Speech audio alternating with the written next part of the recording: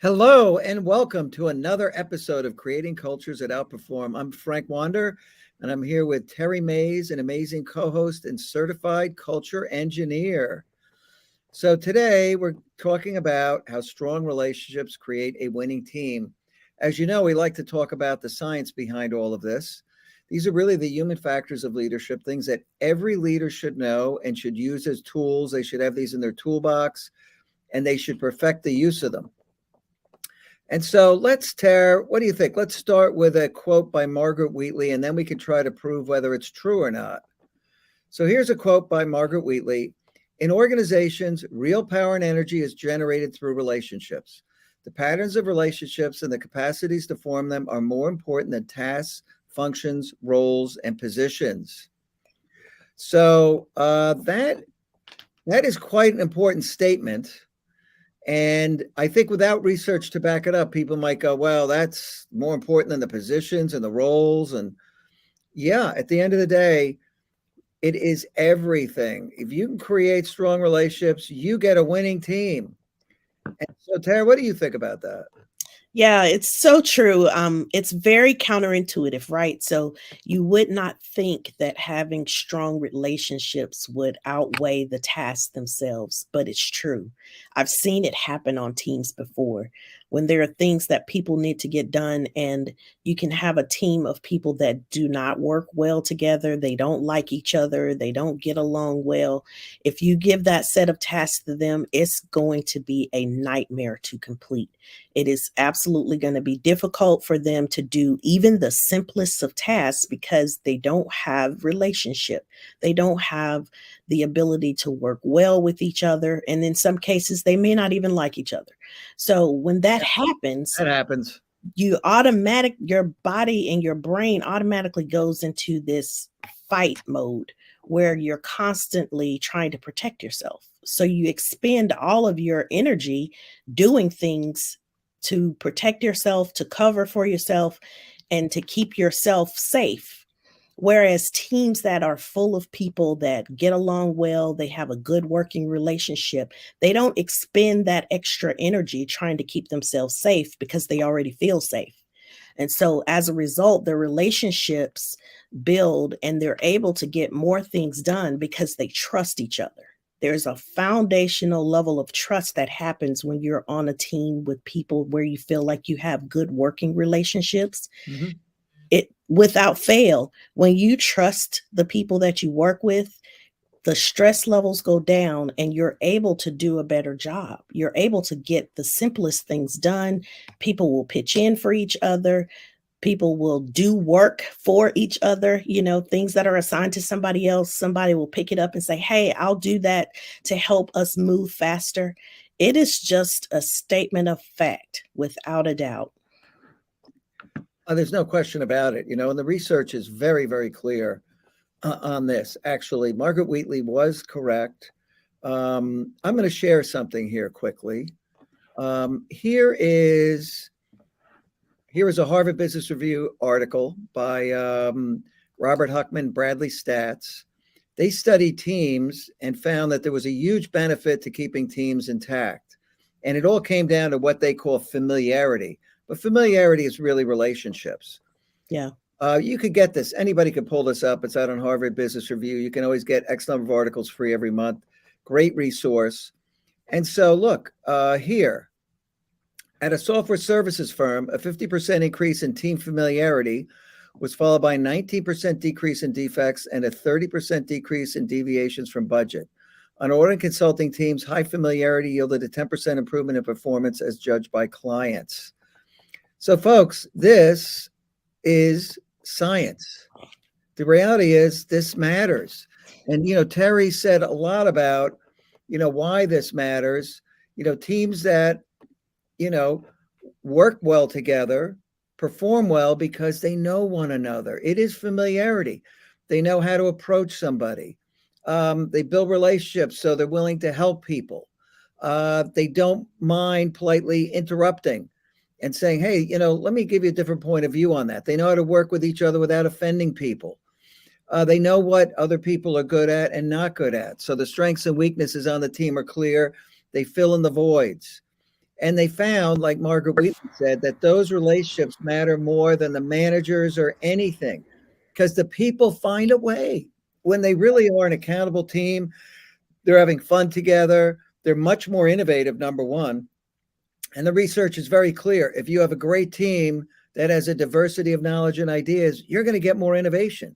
But the Absolutely. diversity hurts you if you don't have a really good team, because those people have a harder time gelling and coming together. So Yeah. you need that strong foundation of people knowing one another. You know, if you look at the research, it's called familiarity. Sometimes they call it social cohesion. It's relationships, folks. It's about building really good relationships. You don't have to get fancy with it. You don't need any technical terms. And what should leaders be doing? They should be going out of their way to strengthen the relationships on the team. They should understand who's working well together, who isn't. If they can't get two people working well together, try another person on the team. Shift that person, break that pair up. Sometimes that's the best thing you can do. But take the team and strengthen relationships every day as much as you can. In this era of remote work, it matters more than ever. So it's a big deal. This is huge. Yeah. This is And the leaders.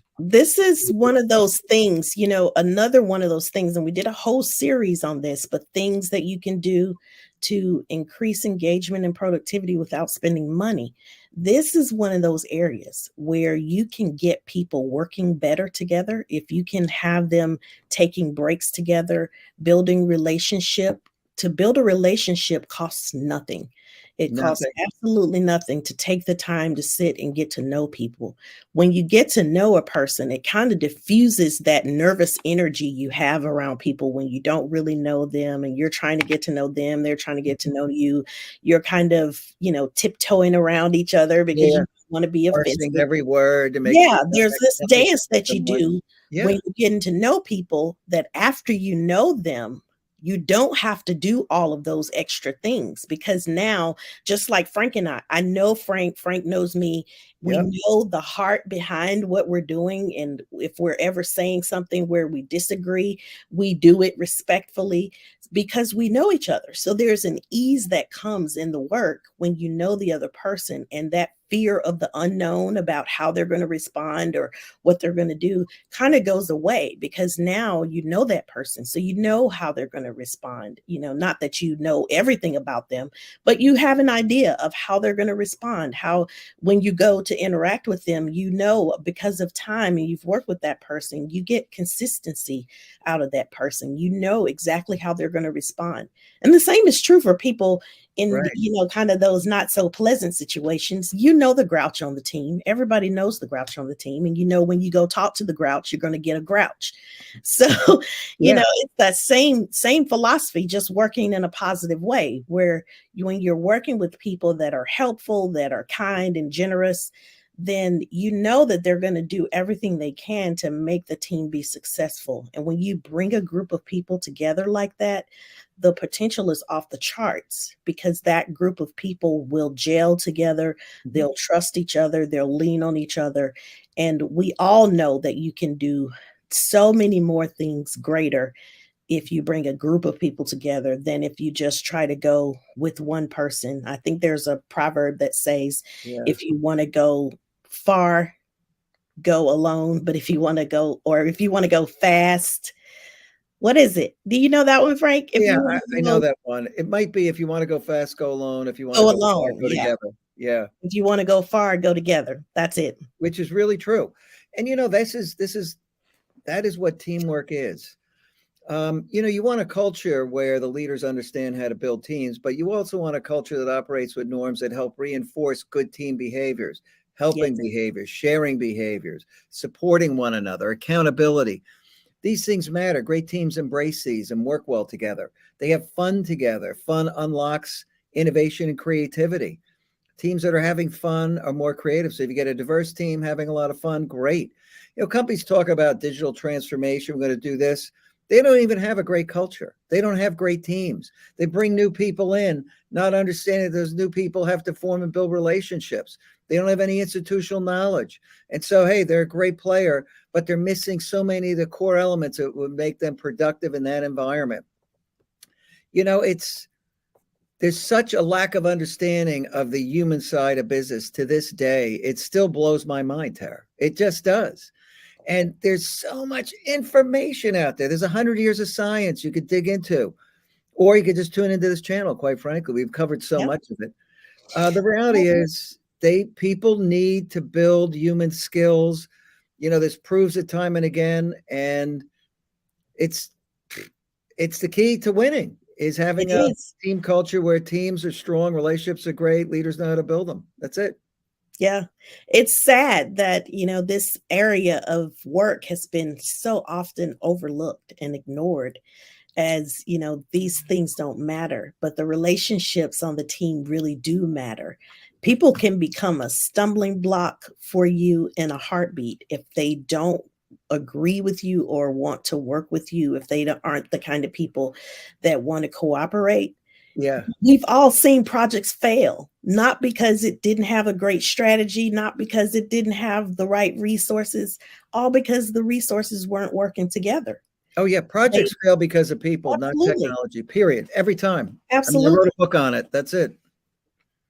You really do have to have the right people working together and the right kind of leaders that can bring out the best in their people. You have to have leaders that genuinely care about the people, that are looking to bring together a high performing team. And the way you get that high performing team is you've got to build some relationships. It's just not going to happen without it. There have been teams that I've been on that were phenomenal teams. I mean, some of the best teams where you can rely on your teammates everybody had their part to play, and we all did our parts very well. We were able to lean on each other and help each other out. Those were some of the best teams. Absolutely some of the best teams. And we worked the hardest. So we'd have to come in early or stay late or work weekends. But it all felt so rewarding because we were able to accomplish great goals at the end. Some of the worst teams that I've ever been on, the people didn't like each other. They didn't get along well. They didn't want to talk to each other. Oh, yeah. So you spend all of your time and energy trying to make people do just the basic things, just communicate with each other, literally sitting across the aisle or across the cube from somebody and refusing to talk to them or share information with them. It's too much stress and it's too hard when you're in a situation like that. So as a leader, you have to take control of the culture that's on that team and make sure that your people are working well together. And if you find that you have, maybe a person that's not willing to work with the rest, it may be time to find another location for that team member and bring in someone that can work together. Don't allow one person to derail the productivity of the whole team. And that's so often what we see. It's usually just one or two people that are literally derailing it for everybody because actually it's science. They've studied it, and one rotten apple will decrease team productivity 50%. Yeah. I think it's 53%. I'd have to go look that study up, but it's fact. I mean, that's the reality of the situation. And that's the other thing leaders need to do is remove the toxicity from the environment. And that includes individual contributors and bad leaders. Yep. Gotta go. Gotta go. Hey, here's another study, by the way. If that wasn't enough, this is not a new one, but it hangs true. This is another study that was done in Harvard. You can look at it. It was a book on cockpit teamwork by a gentleman named Richard Hackman. And here, their studies proved that it was the strength of the team that made the airline safer. So research has demonstrated that in the great majority of crashes and lesser accidents, the aircraft is mechanically functional and crew members are well-trained and healthy. It's a team that goes on the fritz. So new teams in a cockpit who know how to work together, those teams are more likely to have a problem. Don't have to have an accident. They just have a problem with the flight or something. And so this is very, very well studied. You could go dig into it yourself. There are a lot of studies out there. I think these prove it. It's beyond a shadow of a doubt that teams that have strong relationships, including really good friendships, which is the strongest team you can have, real friends back each other up. They don't let the other people down. They want their friends to succeed. So they're all marching in the same direction towards success. This stuff really matters. Absolutely. It does. And it seems insignificant, but it really is not. If you just think back on times when you've been on teams where you had poor performance or the team did not perform very highly, you can always go back to one or two things. And I guarantee you, relationships on the team is going to be one of them. How the team communicates with each other Yeah. without fail. For a bad team and a good team, you're going to see the differences. So just think about it and look at it from your own experience. You don't have to take our word for it. Frank is really good about finding the research. Yeah. And, we've kind of studied this and lived it for many, many years. Frank and I combined probably, close to 70, 80 years of IT experience, just Scary. it is scary how long, we've been in IT. So we've seen some things, but, we encourage you to really take a heart to what we're saying, really give it a good listen, because some of these things that seem like, oh, none of that really matters. Oh, nobody cares about that. Those are some of the things that have been the most impactful, the things that have brought the best outcomes when we began to unbelievable. focus on those things. And we've seen such tremendous good come out of it. So use this as an experiment, take some of these things that we've been sharing over the weeks and go back and listen to some of these series that we've done on belonging and the people unproductive. People Unproductive is a really good one. The Belonging series is fantastic. We have a whole series on different research experiments and what they mean in the workplace, how you can apply it. You could always certainly go out and get this book, Transforming IT Culture. Talent matters. The human factors of productivity are real. And these are leadership tools that everybody should be using. Tune into these episodes. We're here literally every Wednesday, 3:00 Eastern time, we broadcast. And Terry and I always make the offer. If you have a question, you want to learn more, just reach out to Coach of People Productive. We're here to help you. We want you to learn this stuff. We make this all available. You don't have to do the research. We did the heavy lifting. We dug this stuff out. We found out how it all fits together, what the puzzle is. So you don't have to. You could just apply it. Try using it. And, the reality is the human factors are real. If you want to be a great leader in this 21st century and people are the most important tool in every company, then you need to understand how to apply these in the workplace. It's just that easy. Oh, and by the way, we didn't pick a topic for next week, but it's always a good one. So feel free to join us next week at 3:00 Eastern, and we will certainly be here. Yes. Bye for now. Bye for now.